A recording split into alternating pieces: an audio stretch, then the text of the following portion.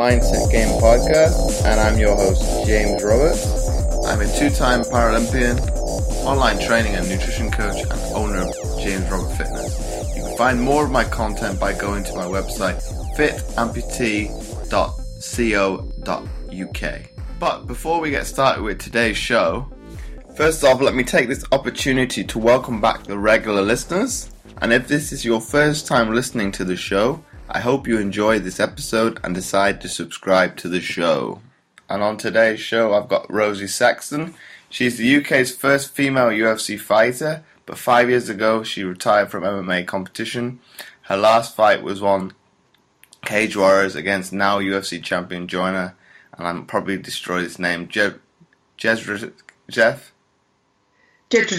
I think. So welcome onto the show, Rosi. Hello there. It's a pleasure to be here. Pleasure to be talking to you. So before we delve into today's episode, Rosi, can you talk about probably your start in sport and why you kind of turned your head into mixed martial arts? So I was not at all a sporty kid at school. I was a total nerd. Always had my head stuck in a textbook. A bit socially awkward, that sort of thing. And like I said, I didn't take to sport at all. And it wasn't until I became a teenager, I was probably about 13, 14, when I got interested in martial arts. And I suppose initially I was drawn to it, as a lot of people are, because I wanted to learn some self-defense. I wanted to know that, if the worst came to worst and I got attacked or something like that, I would have some options, and that's what drew me to it in the first place. So I actually started out in Taekwondo just because that was what was there at the time. I did that for a few years. When I got to university, I tried a few different martial arts. I sort of figured out by that time that Taekwondo wasn't the be-all and end-all of self-defense. So I did a few other things. And eventually I got to the point where I was going through a bit of a crisis of confidence. And I'd learned a lot of stuff, but I wasn't convinced that when push came to shove, I'd really be able to use that in a fight situation. And I suppose the question that was going through my head was, I know all of this, but can I fight? And it was around about that time that I saw a documentary about mixed martial arts. At the time, this was back in 1999, I think, it was a very new sport. It was something that it was a niche within a niche, really. It was martial artists were starting to talk about. They'd had the first few UFCs out in America. And a few people had sort of taken that idea and developed their own events and their own competitions based on that. So you're starting to see the start of that sport growing in the UK. And when I saw that documentary, I immediately thought, that's something I want to have a go at. Just to challenge myself, really, just to prove to myself that I could do it. And my idea was always, I'm going to have a couple of fights just to prove I can do it, and then I'm just going to carry on with the rest of my life. And at the time, I was doing a PhD in computer science, and I suppose I had this idea that I was going to end up working either in academia or in IT or something like that. Anyway, I got interested in mixed martial arts. I started doing some training. At the time, there wasn't really a female mixed martial arts scene, certainly not in the UK, and barely at all. There were a few fights we held in America. I think the first time I really saw women's fights taking place, I got a DVD of an event that I think took place in about 2002. And that's when I first sort of thought, actually, this could be bigger than I'd imagined. So that's when I started looking around for fights. I had my first fight in 2002, and I got hooked by the sport. There was something about it. I want to see how good I can get at this. And sort of one thing led to another, and then that developed into a professional fight career that took me all over the world. And eventually, I ended up being the first British woman to fight in the UFC. So the sport grew up around me, if you like. It was when I first started, it was a very small thing. Nobody at that point got into mixed martial arts because they wanted to become rich or famous, because there just didn't seem to be that possibility there. And then sort of over time, the sport grew, and eventually it got to the point I was. It was quite surreal in a way, because the amount of attention that the sport was getting and that I was getting at the time, it wasn't something that I'd ever anticipated. So it was a hell of a roller coaster, really. It was. And Rosie, you talk about the early days. Obviously, most people that watch it nowadays would be familiar with the octagon, but even in the late 90s, early 2000s, I quote me if I'm wrong, would it have still been boxing rings that you'd have been fighting in back then, or is that? So it was a real mishmash of different rule types, different environments. I mean, there was some of my fights were in a boxing ring. There was one that was just on an open mat area, like with a judo competition or something like that. So, back then there weren't standardised weight classes. The rules varied from one promotion to another. So, it was always depending on where you were fighting. It was not nearly as organised or as structured as it is nowadays. And the training was the same. It was back then people were trying to figure out how this sport worked. And, you'd have one person from karate and another person who did some judo, and just get in the fight and see what happens, see what works. And that was always the idea behind the early UFCs. It's like, well, let's test out the different fighting styles and see whose is the best. And obviously, sort of as time went on, people started to realise that actually the people who were doing the best were the ones who could mix bits of different styles. They knew a bit about striking, they knew a bit about grappling, they knew how to wrestle, and they could put all these elements together. And so, sort of as time has gone on, you've seen the sport develop to the point where now fighters are all training very similar things. They're all training some striking, some wrestling, some ground fighting. And obviously there's still individual styles within that, and there's different fighters have different ways of combining those things. But the basis for what people are doing is more similar than different nowadays. But I think you raised a good point there, like the early days, with there being to some degree no structure and no conformity between promotions. Talk to me what kind of mindset you have to adapt as an athlete back then to be able to switch from one to the other, because that's got to cause some problems. Again, it was the sort of thing, because I think nowadays the training is much more structured and people have a much better idea of how it works. Back then, everyone was still trying to figure it out. So you'd have people who are training a bit of boxing and a bit of jiu-jitsu, and then they just put them together. And nowadays that looks crazy. You kind of go, well, how is it that people didn't realise there was a whole bit in the middle? But yeah, people, then it was sort of, you train a few different martial arts and then you'd try and combine those sort of on the fly, if you like. And it's the same thing, I think, because you'd find yourself in different environments and people were trying to work out how this worked while they were in there, rather than, now, or sort of towards the latter end of my career, the training was much more structured, and you go in there with a strategy and a game plan, and you know how you're going to use the environment, how you're going to use the fence, things like that.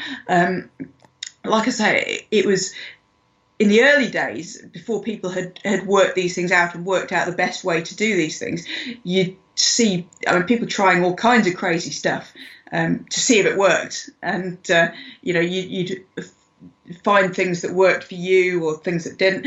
And again, you've seen the just the standard of competition has, within the last decade or so, has just gone through the roof. When mixed martial arts become so much bigger and more people have been training, you've had the coaches and people have had much more time to figure out what works well and what doesn't. And so the sports, sorry to cut you off. Sports evolved massively over that time. And out of interest, what is kind of what you like the styles you adopted early days and had to kind of fine tune out of interest?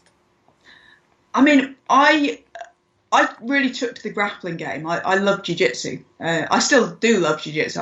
I mean, that's the bit that I still train nowadays. So, but that was really what drew me to it, and the intricacy of the ground game. And I think that was the bit that I always enjoyed most. And for me, it was very much a case of you're getting hold of somebody, getting them to the ground, and then sticking a submission on, an arm lock, a choke, like that. That was always how I liked to do things. And then obviously sort of towards the middle of my career, you got to the point where people knew much more about groundwork. It wasn't back in the days when if you knew how to do an armbar, then you were something special. You know, that time had gone, and it became much harder to take people down because everyone started to learn a bit about takedown defense. So then the game evolved to the point where you had to get much better at wrestling. You had to get much better at mixing up the striking and the wrestling as well. So you had to start learning to hide your entries into takedowns and things like that. And that crossover point between the boxing and the wrestling game, that got really interesting. And that's something that I had to learn as I went along, because it evolved while I was doing the sport. So by the time I sort of got towards the end of my career, things were much more sort of towards where they are now, where, I mean, nowadays you have kids who are starting out training mixed martial arts.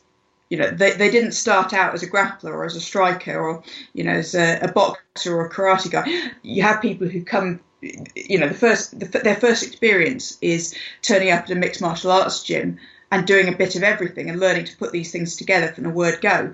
And those kids are now getting to the point where they're starting to fight, and they're a whole different animal from the fighters back in the early days that started out with a speciality and then had to broaden their repertoire from there. I get what you mean completely.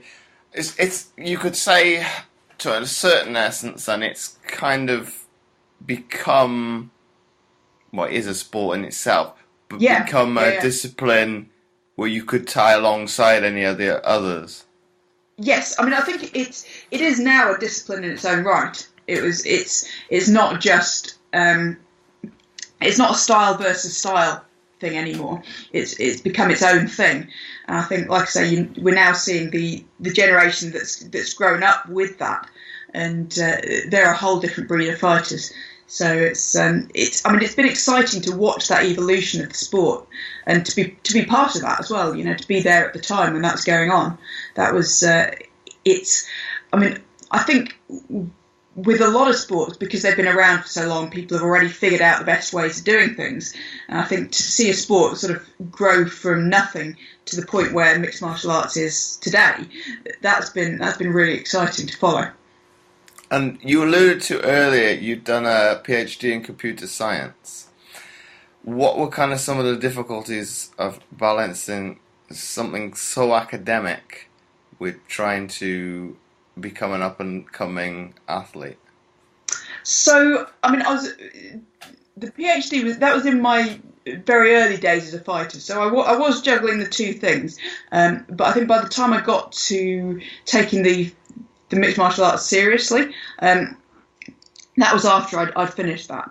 But I think there's always a difficulty with balancing being an athlete with just about anything else, because obviously when you're doing something, it pays to be very single-minded, very selfish, if you like, about it. Being an athlete is fundamentally quite a selfish endeavour, because you need to focus on what you're doing. You know, you're training, you're eating, you're sleeping, and that comes first. You know, when you've got a fight coming up, you've got to prioritise all of those things, and sometimes that makes fighters very difficult to live with, I think.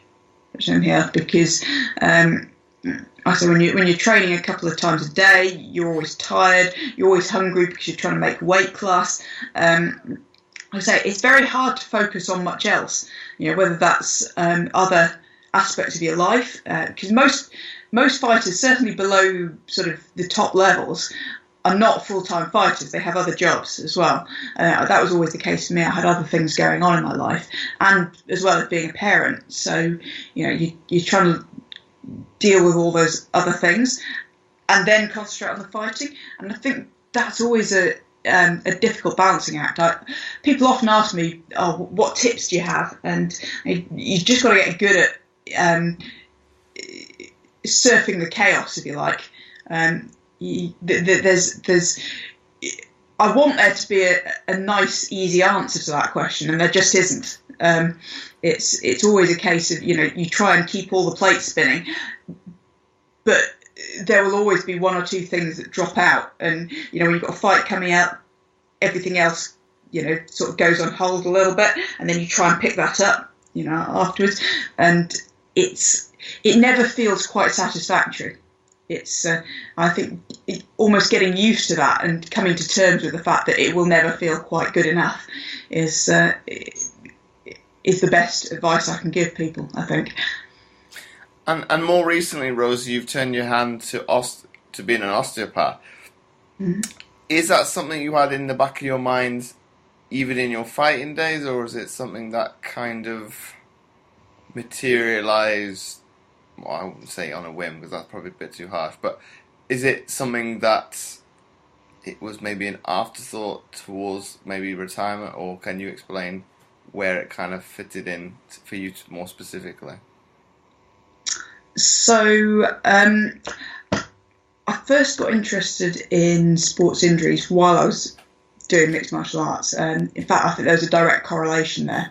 So it's one of the things you tend to see a lot of injuries around you, and I had a few myself, and that's when I got interested in finding out a bit more about how the body works, how to recover from these injuries, because one of the things I found is that a lot of sports injury professionals were not terribly either sympathetic or particularly helpful for combat sports athletes, and very often you'd get the response, maybe you shouldn't do that.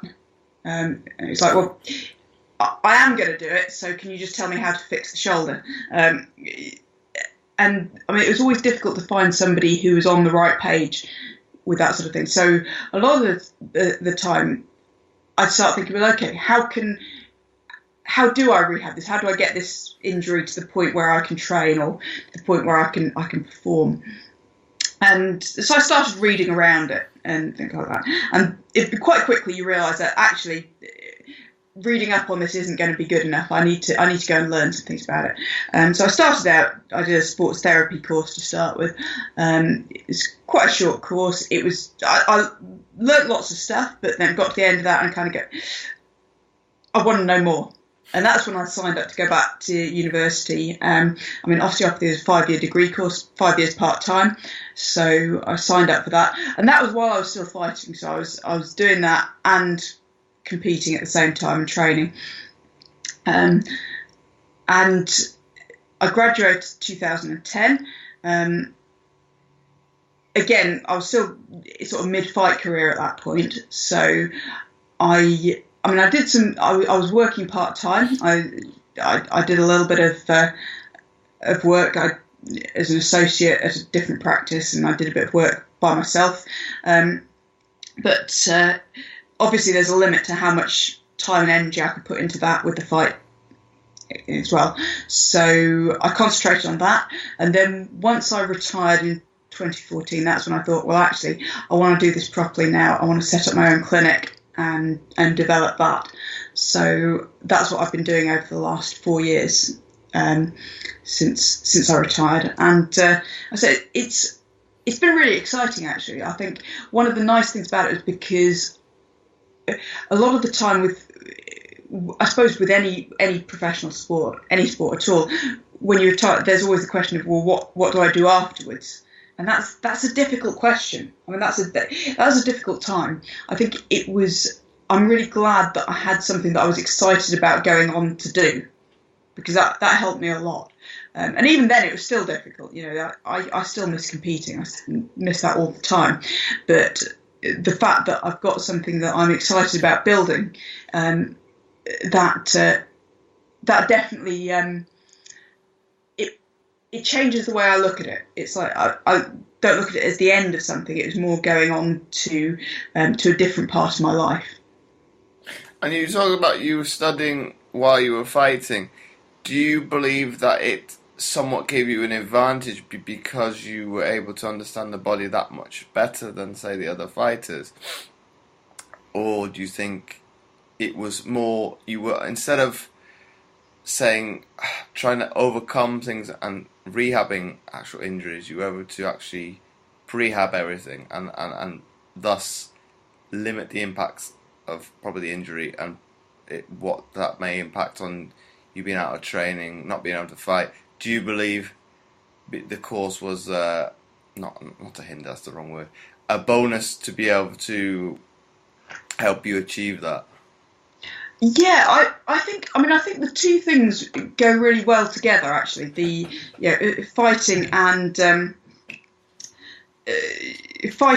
putting people back together afterwards. They sort of if you look at the traditional martial arts, there's this big thing about healing arts being part of or the other side of the same coin from fighting arts, and I think there's a truth in that. I mean, obviously, both fighting arts and healing arts have moved on from traditional times, but I think there is still that synergy, if you like. I think when you're an athlete looking to get the most out of your body, understanding how your body works, understanding the anatomy, the physiology of it, I think that's really helpful. When you're trying to understand how a joint lock or a technique works, when you're trying to understand how to break down an opponent, again, understanding the body, that's a crucial thing. But I think it works the other way around as well. I think understanding how things go wrong and how things, when you have an injury, sort of understanding that side of things, I think that makes me a much better therapist. And that's something that I've been appreciating more and more, actually, since I've been working full time as an osteopath. And I think that's something that I think a lot of the patients who come to me, they tend to be quite active people, often sports people, often competitive sports people, and I think they appreciate the fact that I've been there and I've done that, and I can understand from the point of view of a sports person how important it is to them to be able to do what they do, and also the demands they put on their body, and how stressful it is for the body to go through all that. I think that's an important thing, and something I notice actually is that people in my industry who don't do any physical sport at all, they can be very good technically. They can understand a lot about the body. They can understand how everything works. They can, they can have a lot of knowledge. But from the point of view of an active person, there's always something that feels like it's missing there. If you go and see somebody who's not used to being active themselves, I think it's like you're speaking different languages. So I think for me, that's something I always look for in any kind of sports injury professional. It's, have they worked with athletes, but also have they, I mean, again, not necessarily, I'm not talking about having been a world-class athlete or anything like that. I'm talking about, have they done sport at a seriously, in the sense of seriously for them, have they taken a sport seriously? Not have they been really good at it, but have they put a lot of time and energy into it? And I think that definitely makes a difference. Well, I definitely agree with that comment there, Rod, because you're kind of, because they've got an understanding of what, well, you could say the tendencies the person's going to have, because they're going to push their body in some people's minds to the extreme, and I think from maybe a more muscular point of view, you're going to utilize the major muscles first, get them tight, then utilize the secondary muscles. And a lot of people won't get the gist of that, because some people might believe, well, why are you going to push your body to that extreme where you're utilizing the muscles for what they're not used to be able to do your sport? Because, well, you're not a machine, but you're trying to get it to be the most, well, I wouldn't even say efficient. You're trying to get the most out of your body that you can, and you're trying to get that fine balance between being healthy and injured. And it's, I think, once, and you brought it up, once you know your body inside and out, you'll kind of get the alarm bells ringing when it is time to, well, you could say, get fixed in those certain terms. And I think when somebody doesn't do sport, they may be, and you touched upon that earlier in the episode, whereas they'll kind of question you as to why you pushing yourself to those extremes. Whereas, like, well, I think as an athlete, you kind of don't think about it. You're thinking, well, this is my end goal. Yes, absolutely. There's always that question of, well, why would you want to do that? And I think as soon as somebody, I mean, as a sports injury professional, as soon as you ask an athlete that, well, why would you do that? You've lost them. You've completely lost them, because they don't trust you. They don't think you get it, and if they don't think you get it, they're not going to follow your advice. Yeah. So I think, well, as soon as you tell somebody that, as soon as you demonstrate that you don't understand their motivation or why they're doing it, then you're wasting their time. For me, I think you've got to be on that same page. You've got to understand how important it is to them to be able to do what they do, even if it's not something that you're interested in. You know, I mean, I have people come to see me who do all kinds of sports, and it might not be a sport that I play myself, but I can appreciate how important it is to them, and I can sort of draw that parallel with my own experience of, okay, well, mixed martial arts isn't everyone's cup of tea. Not everyone's going to like that. You know, there's a lot of people who just aren't going to enjoy it, but it's what I do. You know, so that's and it's the same with any sport. I think, you know, there's different sports are always going to appeal to different people, but I suppose it's understanding that mindset and that drive that the athlete has. Well, in one essence, it's you identify yourself with that sport. So if somebody can't empathise with it, you're kind of knocking what makes them that person. So it's very much, in one way, very confrontational. Yeah. No, I think it's. I mean, I suppose that's one of the things that has motivated me to do what I do, is that I wanted to be that sports injury professional who I would have wanted to go and see when I was a competitive athlete. You know, that's what I always think about. It's like, well, how can I build the clinic that I would have wanted to go to? You know, that's. I suppose that's sort of what keeps me on track, if you like. And we come back to like more the MMA side of things, Rosie. What are the kind of most common injuries you see from that perspective, or kind of some of the rehab techniques you kind of see over and over again?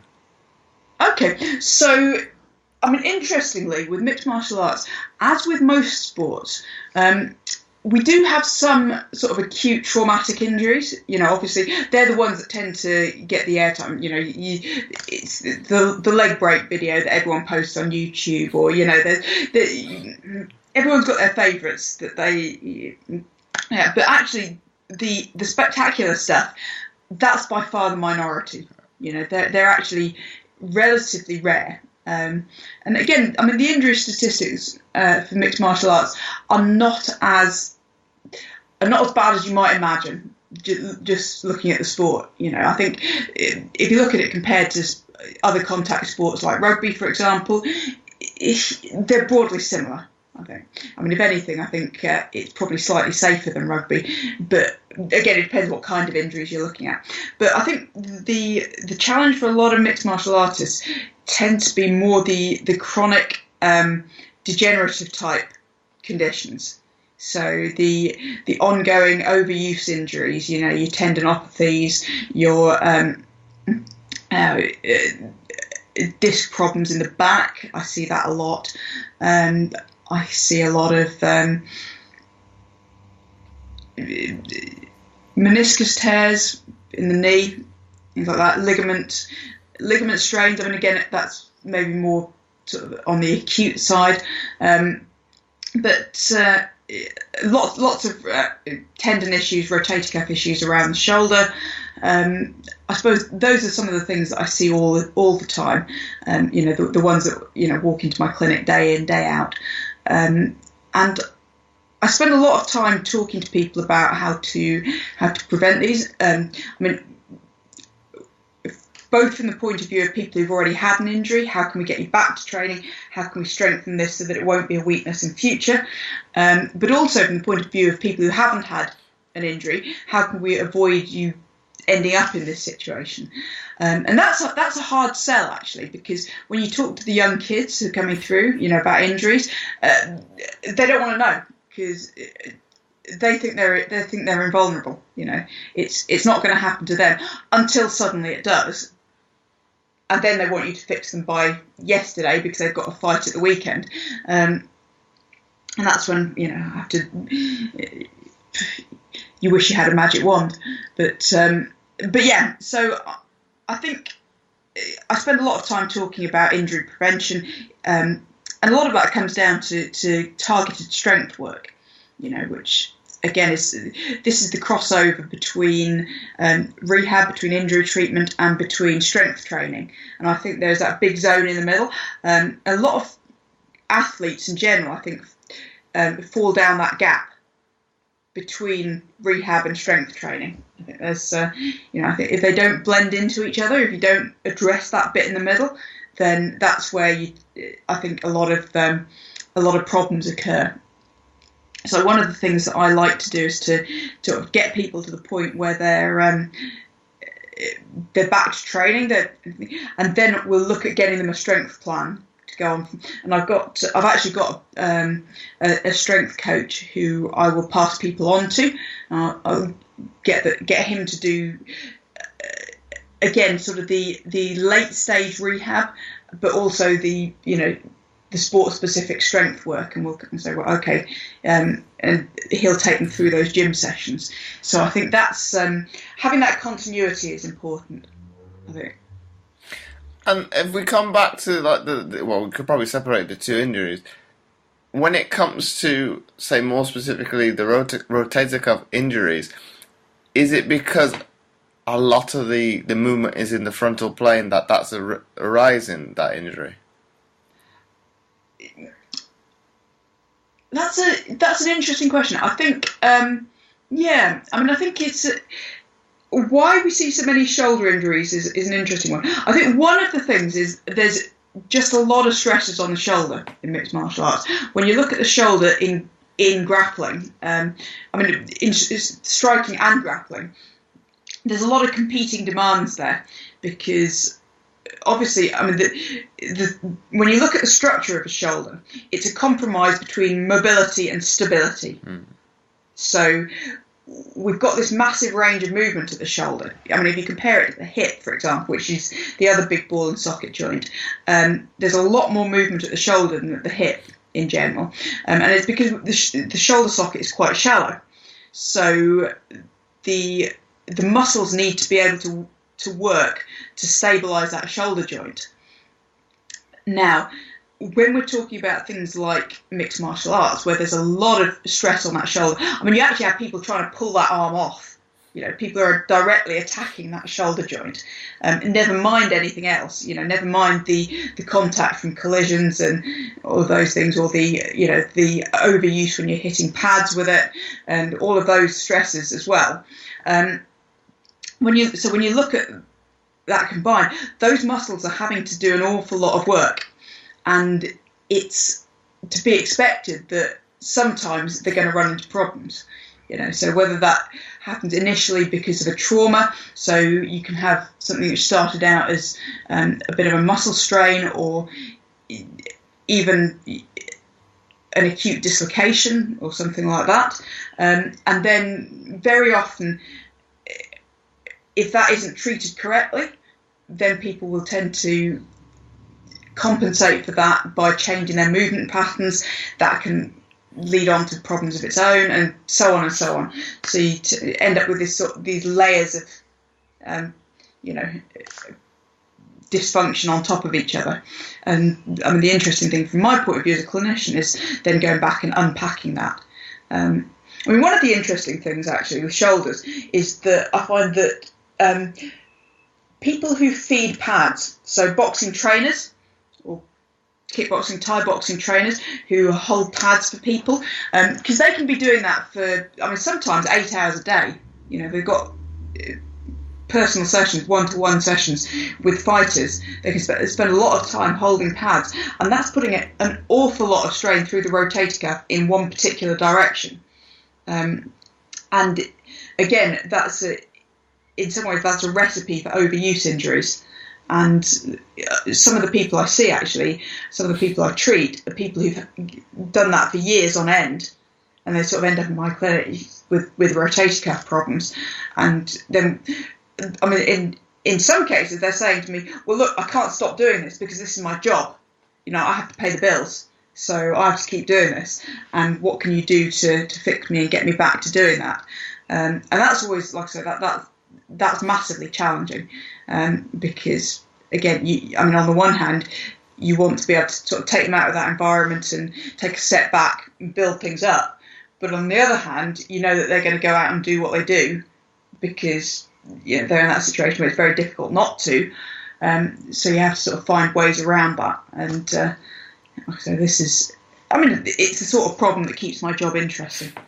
But like you were saying there, Rosie, I think you could say they're not polar opposites in terms of the actual strength training you'd have to utilize for it, and also the rehab for the shoulder, because they're being, and I think you raised a good point with the shoulder being attacked. Whereas I think without going outside of the rules with, say, maybe rugby or football, that's not going to really arise in any other sport. So the actual training you're going to have to implement to be able to strengthen that joint, it'd be quite difficult, because the normal confines of what you'd have to do to it to strengthen it would be to strengthen the actual joint itself is quite difficult. Not quite difficult, quite easy, because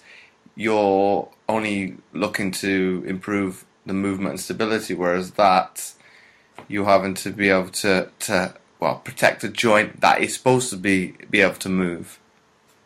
Yeah, I think it's difficult because there are so many different functions that the shoulder performs in sport in general, but in mixed martial arts especially.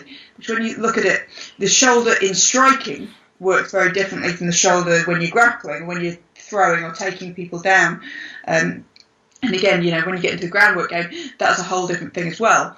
And then you're trying to balance those different functions. So what's good for one doesn't necessarily work so well for another. And I think that's, again, like I say, it's one of the things that makes mixed martial arts interesting, I think, is those competing demands. The demands of being a striker and the demands of being a wrestler sometimes contradict each other. Sometimes in trying to do both well is an interesting problem. You're always trying to walk that tightrope, if you like. And I think from the point of view of somebody working with fighters, that makes my job interesting as well. Because you're trying to advise people as to how best to walk that tightrope, and how best to sort of stay away from the most common pitfalls. And then also the ones you brought up with the disc problems and the meniscus tears and things like that. Do you find that that's just overuse of the actual joint themselves, or is it the style of fighting the person may have that is causing those injuries?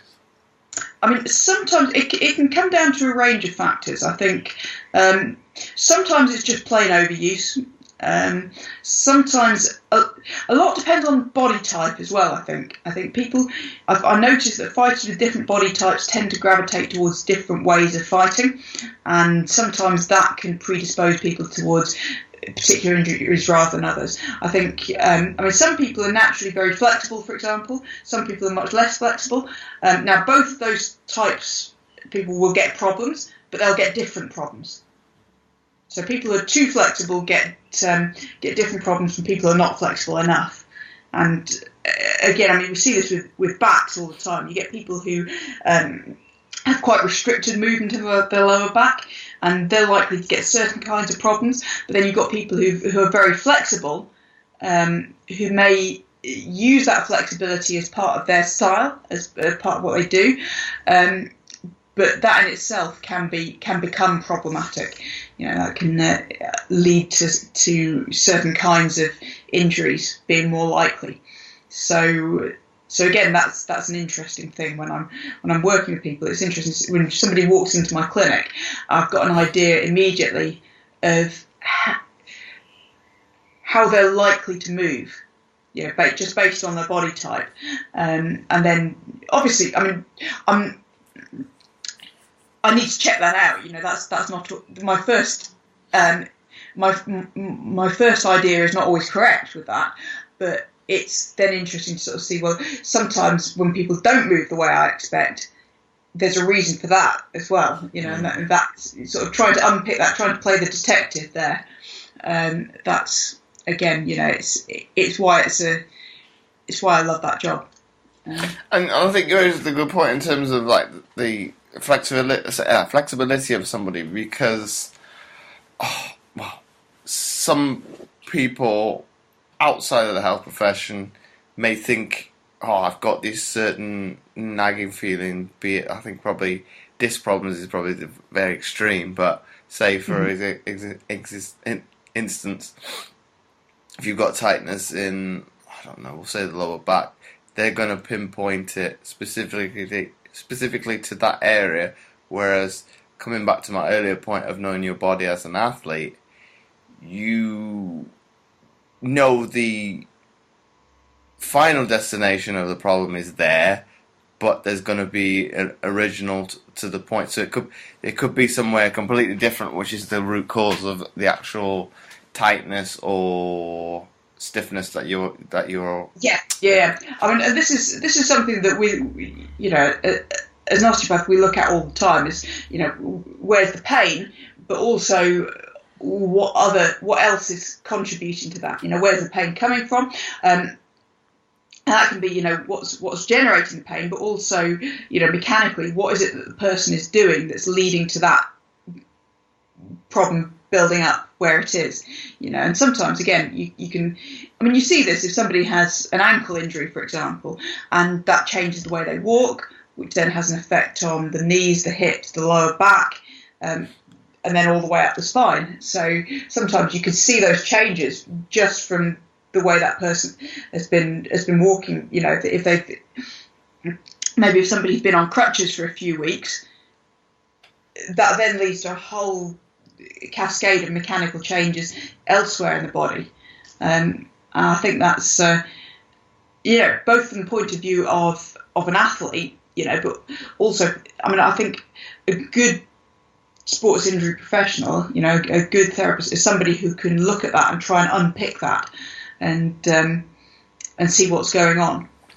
And also recognising that different people are different. So what works for one person, or the way one person compensates for an injury, is going to be different from the way somebody else does. So you've got to look at how that's working for that individual based on their body type and their way of moving and how they and their sport and all of those factors. But then also it's probably a good question to ask you, Rosie.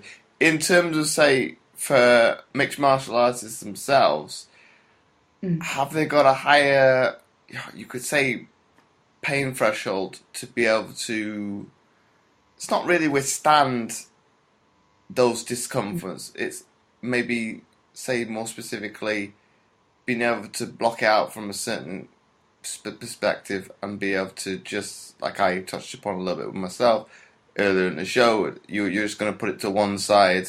Yeah. I've got these tightness in my body. I can't stop training because of whatever may be arising further down the line. And obviously the demands their joints have to endure, do you see that they are probably of that nature that they're able to block out more so than other sports athletes themselves? I mean, pain is highly context dependent. So, pain threshold depends very much on the environment the person's in, who's around them, what are they doing, what their motivations are, what their reason is for, overcoming this pain. All of these factors, if you take somebody, if you put a fighter in a fight, I mean, there have been times when I've been in a fight and I've got hit with a shot and I thought, that sounds like it really ought to hurt, but it didn't. It's, you can get hit with a clean shot and it's almost surreal because there's just no pain there. It's your brain has subtracted that already, before it gets to your consciousness. So it's not a question of overcoming pain. You just don't feel it, just because there's that much adrenaline going through your body. Everything that, because of the context, because of the environment, you don't feel it. So it's not a question of willpower. It's just not there. And then there'll be other situations when, for example, you're in training and, you're doing a heavy conditioning session and it is really painful. And it's a question of you sort of having to push through that. And it's a different kind of feeling. So I think, and then, you can take a fighter who, somebody who, they'll fight 5-minute rounds with one of the best in the world in their weight class and come out with all kinds of bruises and maybe even injuries, and they'll be absolutely fine about that, but stick a needle in them and they might be it's funny how people, pain is not a universal thing.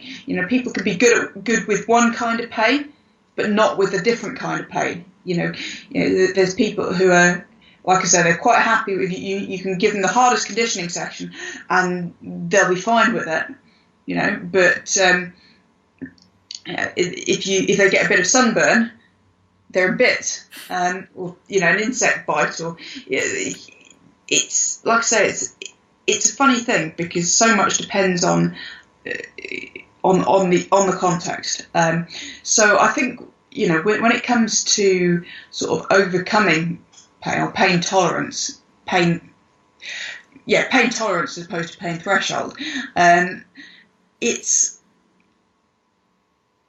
think a lot depends. I mean, you can train yourself to some extent because the more you get used to a particular kind of pain, again, it's like with conditioning. The more you're used to doing those hard conditioning rounds, the less it bothers you. The first time you do it, you think you're going to die, but if you do them week in, week out, you kind of get used to it to a point. Then if you have a few weeks off and go back to it, you kind of go, I've forgotten it was this bad. So it is something that you can build up, but I think you've got to have behind that, you've got to have the motivation to do that.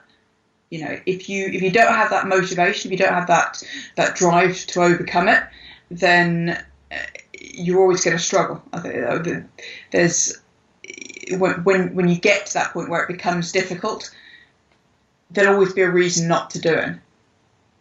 But on the one hand, in terms of the motivation, you could class, and this is probably my own judgment now, you could class that as an essence of your job. It's got to be done to be able to progress within that field. Yeah. So it's, for me, looking at it, it's a no-brainer, even though well, if I use myself as the example, I didn't like that particular essence of the training. I still had to do it, so it's kind of a catch-22 from people looking from the outside. Yeah, I think at that point it becomes a question of, well, if what you like about the sport, if what you like about your job outweighs the bit that you don't like, then you suck it up and you get on with it. But I think there are people out there. I mean, the people who are ultimately successful are the people for whom, the desire to be successful and the desire to make it in that field outweighs the discomfort of what they have to go through to get there. But then you have people who are, maybe they like the idea of doing it. I mean, you see this in fighting all the time. There's lots of people who like the idea of being a fighter, but they don't actually like the experience of being a fighter. And they're the ones who, when things get tough, there's always a reason not to do it. It's, oh, my knee hurts, my shoulder hurts, I'm a bit tired today, I don't feel very well, I don't want, and that's when you kind of realise, well, actually, maybe you don't want this badly enough. I think that's something, I mean, it's an individual thing. There's no judgment there on my part. Not everyone does want to be a fighter, but I think it's recognising the difference between something that you like the idea of. I mean, I like the idea of being able to speak another language, but I don't like it enough to actually go through the process of doing it. I know that because I'm not doing it. If I wanted it that badly, I'd be doing it right now. So, like I say, much as I like the idea, and I mean, it may be at some point in the future, my motivation will change for whatever reason. Maybe if I want to move to another country, and then I'll suddenly become motivated to do it. But at the moment, the motivation isn't enough to overcome the fact that I've got a lot of other things that I want to do. And I think it's the same with with sport. You kind of, if your motivation isn't enough to overcome the difficulties, then it's maybe time to recognise, well, actually, much as I like the idea of this, maybe that's not really what I want to do. And again, I think it's fine to say that. It's the problem is when people don't recognise that, and I think, like I say, we see this all the time. People who, especially in the amateur ranks, where people want to be able to say to their mates down the pub that they're a cage fighter, and they go through a process of they'll do enough training to get somebody to put them in for a fight, and they'll go through the process of training for that, and they've got their profile picture of them in a fight stance and on a poster and everything, and they've got lots of training photos on their Facebook page. When push comes to shove, they actually don't want it that badly, and very often they'll find a reason not to do it. They'll get sick that last week, or they'll get injured, or they'll, have a family emergency and they won't be able to fight. And they end up messing everyone around, including their opponent. I think that's something that you see a lot of, particularly in the fight world. I think the thing I put that down to is that lots of people want to think that they're a fighter.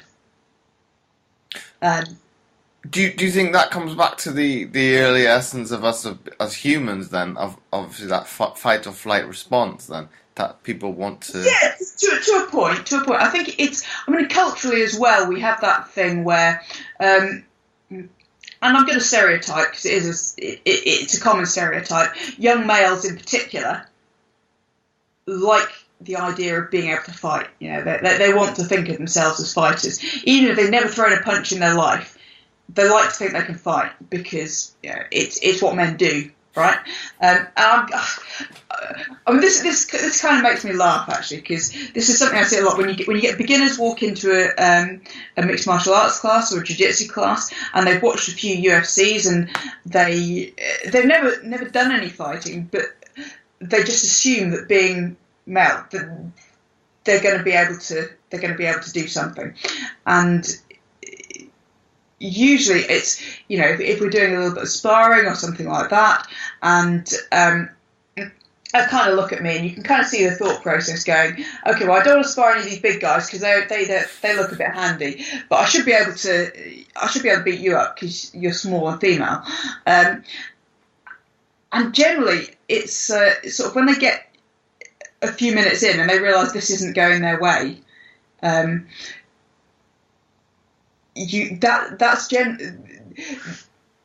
Sometimes people almost have a bit of a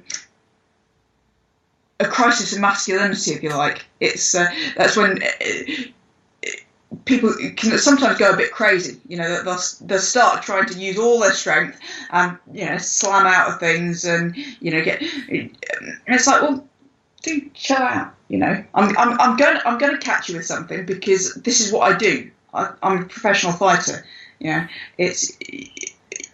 You've watched a few UFCs. You're not going to suddenly be able to do this, and that's okay because it's a skill like anything else. If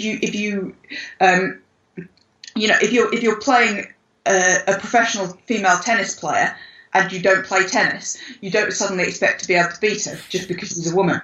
But with fighting, guys do that all the time. It's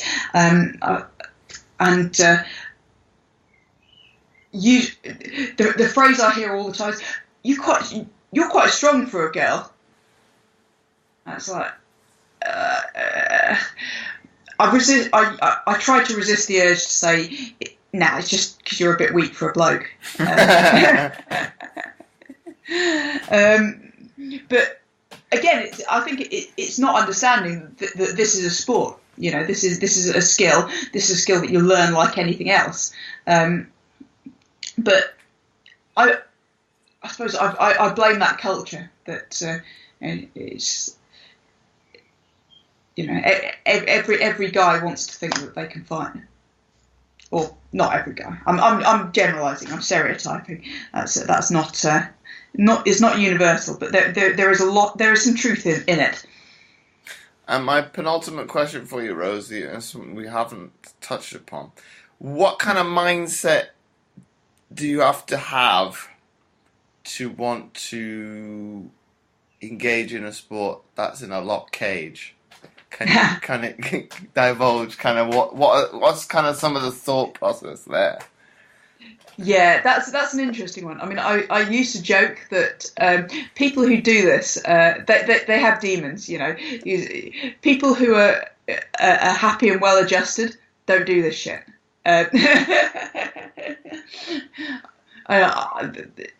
the fighters I know, I know a few who are happy and well adjusted. In fairness, but I think a lot of us have our reasons for getting into it in the first place. I think whether that's our own personal demons or whether that's I think a lot of it is, for me at least, I don't want to speak for anyone else, it's wanting to prove to myself that I could do that. That's why I got into it. And I mean, in hindsight, it's crazy because that's a lot of trouble to go to prove to yourself that you can fight. 12-year professional MMA career is perhaps overdoing it a bit. But yeah, I mean, I learned a lot about myself along the way. I think sort of almost the point when I realised that I was reaching retirement, I think, the point where I realised that maybe I didn't need to do this anymore was when it's almost when I started to realise that I felt comfortable with myself. And that's when you sort of start to think, actually, I don't have that burning desire to get into a cage with somebody and punch them in the face. I think the more I became comfortable with myself, the less I felt the need to do that.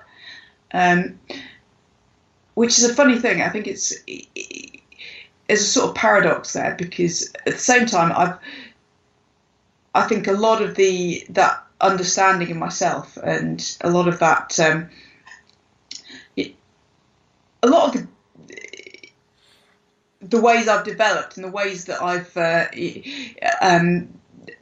over the years, the things that I've got better at, a lot of that comes down to mixed martial arts, down to the sport, the experiences I've had within that. and so I think I just got to the point where I thought, well, I still love the sport. I still love to train jiu-jitsu, and I find it fascinating. And again, it's one of the reasons why I still love working with fighters. But I just don't have that burning desire to do it at that level. I mean, sometimes I think it would be nice, when every time I watch my friends fighting, for example, I go, oh, I could get back in there, I could do this. I've got a few more fights left in me. But then I realise that I don't want that enough. Again, coming back to that idea, I don't want that enough to sacrifice everything else I've got in my life at the moment, and to put everything else on the back burner, and to go and get back in training, and to to get to that level that I'd need to be at.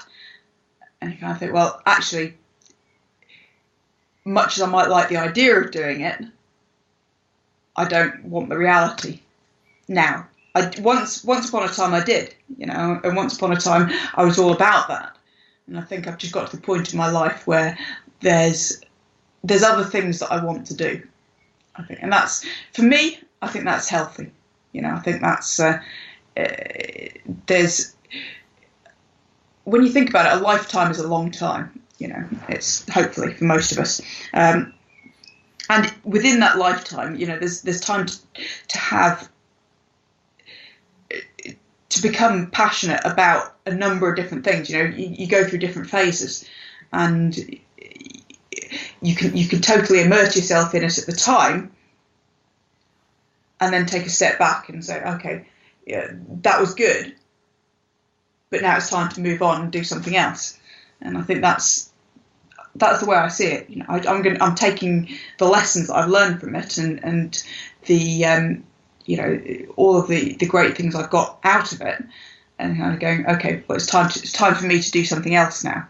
And I think that's, like I say, for me, it was the right time to do it, and it was a healthy development. But would you agree that it's an anecdotal way of an athlete perceiving a lifetime? Because I very much look at things like that. It's very much, how would you term it, cyclical, very much periodizing the life as you would do a training program. Yes, yeah, absolutely. And I think, the way to look at it is, when you're in there, you've got to give it everything, because that's you're an athlete for a relatively short period of time. So you've got to make the most of that time that you've got and enjoy it, But I always tell people, particularly fighters, I would say, you've got to give some thought to what comes afterwards. You have a plan, because then when the time comes, you've got something to move on to, and that's really important, I think. Because I think with fighting especially, retiring is hard. Well, retiring is easy, but staying retired is hard. And I think one of the temptations for me, if it wasn't for the fact that I've got so much else going on in my life, and there's so many other things that I want to do, and there's so many other things I'm excited about, the temptation would absolutely be there to go back and have another fight. And with combat sports, that rarely ends well. You see it all the time. You see people, they're retired, they've gone off, they've done the thing, and then a few years later, they end up going back to it. And I think there's a few reasons for that. It can be financial. It can be because they really miss competing. And again, I can sympathise with that, because I do all the time. I just don't quite miss it enough, because I've got a full life, with lots of other things. But I think having that plan to go on to, that's really an important thing. So, when I talk to fighters now, I say, well, you've got to put everything into it at the time. You can't be doing it half-hearted, because you only get one shot at this. But at the same time, have an idea what you're going to do when you finish. Have an idea what you're going to do afterwards, because you're going to be there a long time. You're going to be a retired fighter much longer than you're a fighter. And doing that well is as important as doing the fighting well, if not more so. And my final question for you, Rosie, before we wrap up the episode today, if you had to summarize what we've been speaking about into one sentence for people to take away, what would that be? Ooh, that's a good one. I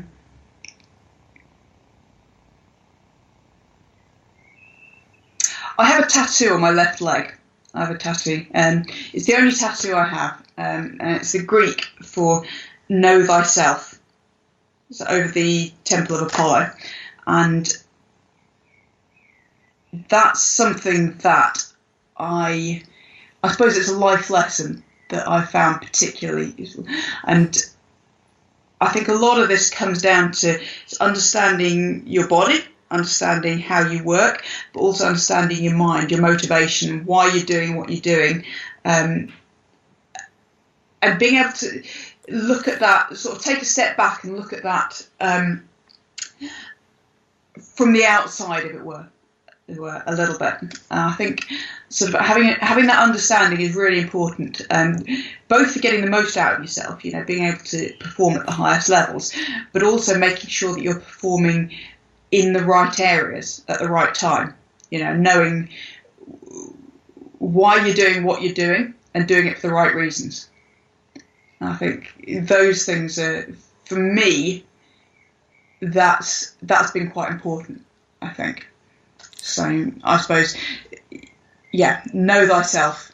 That's one of the mottos, if you like, that I try to live by.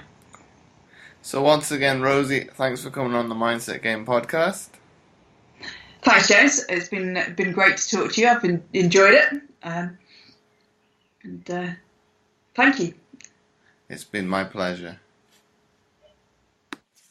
And before I forget, I would really appreciate it if you would be so kind as to leave a short written review, as it helps to get the podcast more notoriety, and it would be more visible in future to others, and thus helping more people, which my guests and I are all about. Once again, thanks for listening, and I'll catch you next time for another episode of the Mindset Game podcast.